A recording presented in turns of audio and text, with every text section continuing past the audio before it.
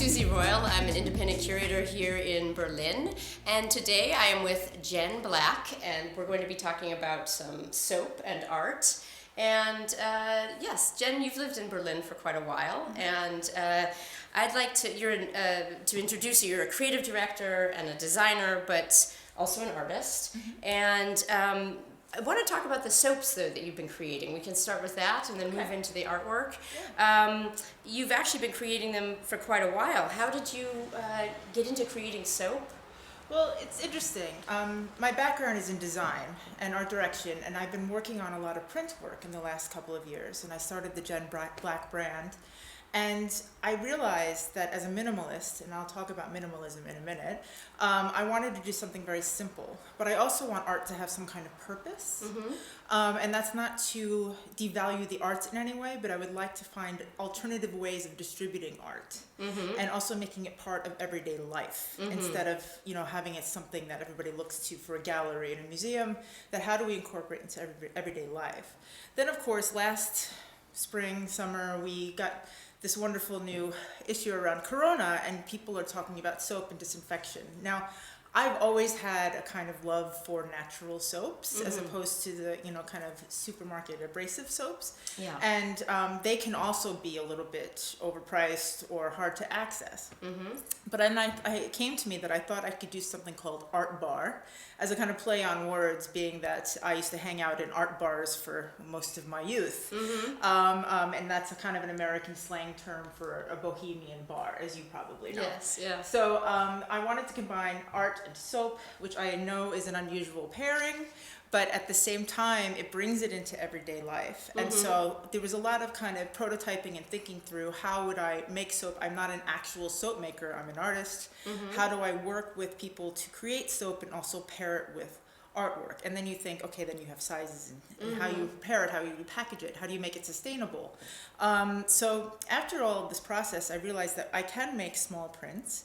I can make them limited. They could be signed and numbered by myself or other artists.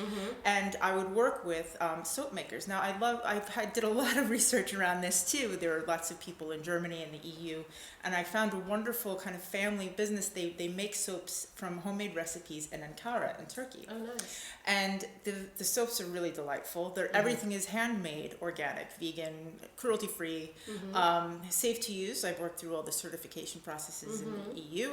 And all of it, I can say, is much better for your skin than anything that you get that is kind of processed or full of chemicals. And they smell great. And they smell wonderful with wonderful natural scents. So, I mean, they're beautiful. The soaps are, I think, sort of works of art in themselves. Thank you. Yes, I mean, they're made by the loaf. So they're cut into 10 pieces. So each piece is always individual. They all have kind of their own size, kind of style, and some of them are messy, but all of them are very long lasting. So does the smell last on your skin, and even in the home. I kind of compare it to having like aromatherapy in your house, except that you can use it in your skin. I also get really nice feedback that people are using it in their hair and of course on their face. It's easier to travel with than liquid soaps, and you use less plastic. So I was actually really serious about how I would package and ship them as well. So everything is paper and recycled and recyclable. I try to use whatever sustainable methods you can in terms of getting things to places. The moment shipping to far away places is not very possible. But we're doing our best. And so I started with like 5 different soaps with my own artwork. And we'll talk about that in a sec. I can show you more of the pieces. But I also thought I have kind of a yearning to get out the work of other female artists. Because at the moment, the gallery system is not always leaning towards us. And for the statistics are a little bit, let's just say, unacceptable. For instance, in London, almost 80% of all galleries show more men than women. Only 2% of the actual art market is women, even though 51% of all artists worldwide are women. So I think that it would be interesting for me to distribute my own work and the work of other female artists or female identifying artists through this kind of unique way. And I just love how these little tiny prints, these are great. Since it's kind of the size of I'll hold this up and people can see it. It's the size of a bar of soap. And you might want to just get in close. You can see that it's numbered. It's signed and numbered. So this is a real work of art. It's in an edition. Yes. This is an edition of 100. Exactly. And you can collect these. You can start collecting them. And I think that's also an interesting idea that you can. This one's really nice. They're good for hanging. Or we'd even get these little stands. Sure. And the ones that you're lifting there, which one is this? This is a photograph by Zoe Noble. She's great. She's a British artist living in Berlin, and she's a photographer. She's got an incredible fashion repertoire, but she's also started a wonderful platform called We Are Child Free, which is celebrating women who do not have children in their lives, and she's doing a photo series around this and podcasts and everything, and it's so cool. So I highly recommend looking that up. But yeah, I've been working with Eloise Lee from New Age Rage. She does a lot of cool analog art and zines. Okay. And of course, this Japanese one is wonderful. It's actually from Ava Lenz from Idoro Creative. She's a German artist from Berlin that has a heavy Japanese influence, both in illustration and kind of different kinds of works that she does. And are all of these people in Berlin, based in Berlin? These three are, yes. And right now it's nice to focus local, I think. Eventually it'd be great to expand out and get guest artists from different cities and countries. Yeah, because you've lived and worked in London and in New York as well, is that correct? So it'd be good to join forces and maybe, expand it out. So right now the editions are of 100, and once an edition ends, then I can make a new piece of art either of my own, or I can ask another artist to take part, and I take part in the production of the prints. I have the artists sign them, and then I deal with all of the marketing and the shipping and distribution. Nice, they're really nice, sort of heavy paper quality. I love this thick paper. They're really nicely produced. Yeah, but usually they have colored edges too, which is I like the devil's in the details. Yes, definitely. That's I've got some accessories and things that go with them, like nice handmade concrete soap dishes or these concrete soap stands. The accessories are also made by women that have their own craft shops or things like this. Those are nice. And heavy. From Etage 6. Yeah. And so I really want to do good quality, long lasting stuff. I mentioned minimalism, which again sounds kind of pretentious, but I'll talk about it anyway because it's a very big part of my philosophy and my approach to my work and my life, whereas basically how do you add value to everything you do?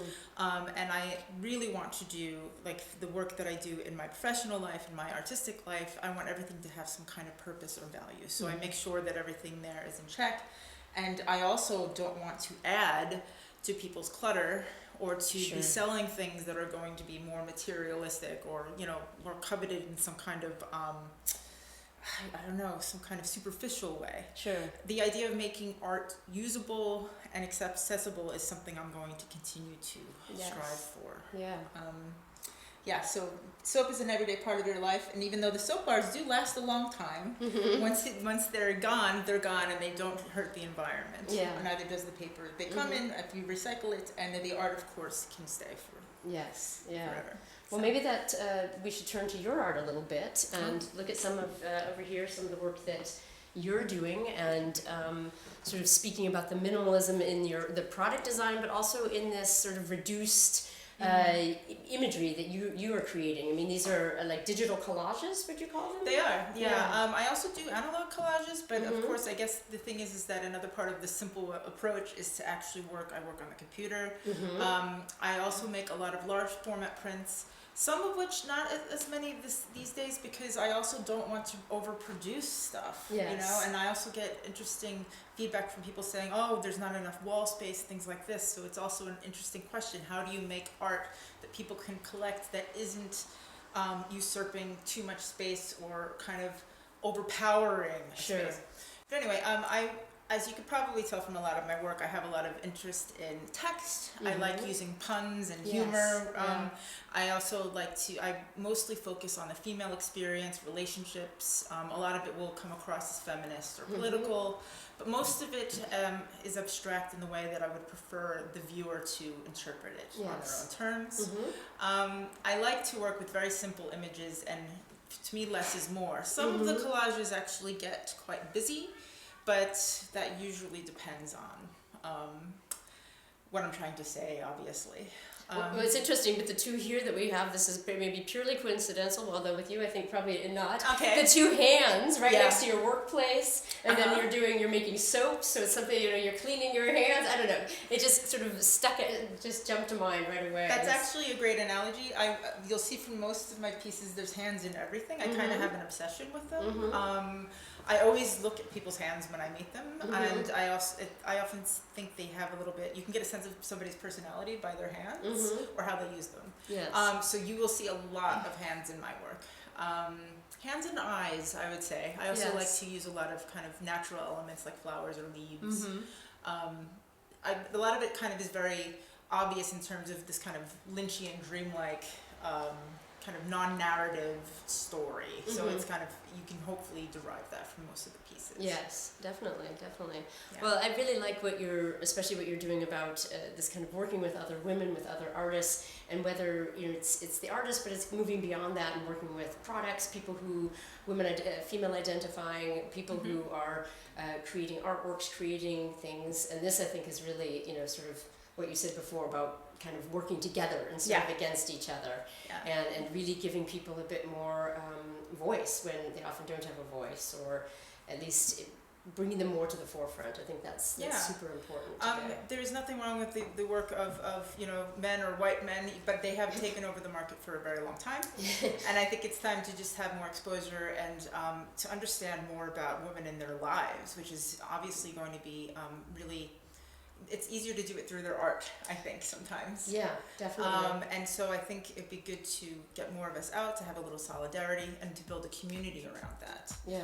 Whether it starts with soap or not, I don't mind. Yeah, maybe we should do a soap art exhibition, You never know. Actually, I could come up with something interesting for that. Yes, it would be very clean. Well, good clean art. Yes, another pun. Yes.